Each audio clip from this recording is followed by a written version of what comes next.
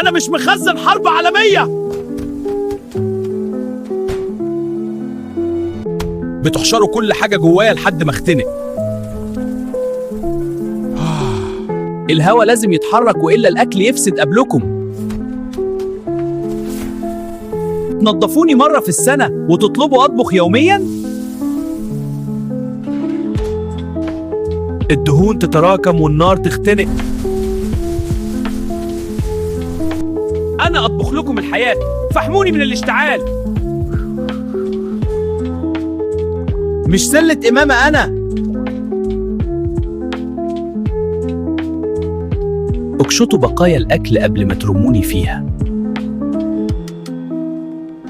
انسداد واحد وهتشوفوا الفوضى الحقيقية. تشغلوني 24 ساعة بدون راحة؟ الغبار يغطي شفراتي وانتم تتنفسوه. نظفوني قبل ما ارجع لكم الهوا تعبا مضاعفا. انا ارفع الضغط عشان ادفيك، لكن لما تهمل صمام الامان انا انفجر من الداخل. انا غدار، البخار هيغلي. صيانة بسيطة تنقذ البيت كله. الضغط عالي. ابرد لكم الغرفة واتنفس غباركم. فلتر مسدود يعني هوا مريض. نظفوني أو استعدوا للحرارة بلا رحمة.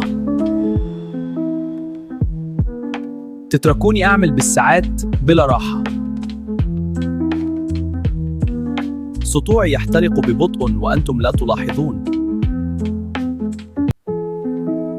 أطفئوني أحيانا فأنا لست شمسا أبدية. وبكده تكون أجهزتنا قالت كلمتها. ما تنسوش تعملوا لايك واشتركوا في القناة وفعلوا الجرس عشان تشوفوا كل جديد أول بأول. لسه عندنا حكايات كتير جوه البيت. استنونا في الحلقة الجاية في قناة عالم حكايات.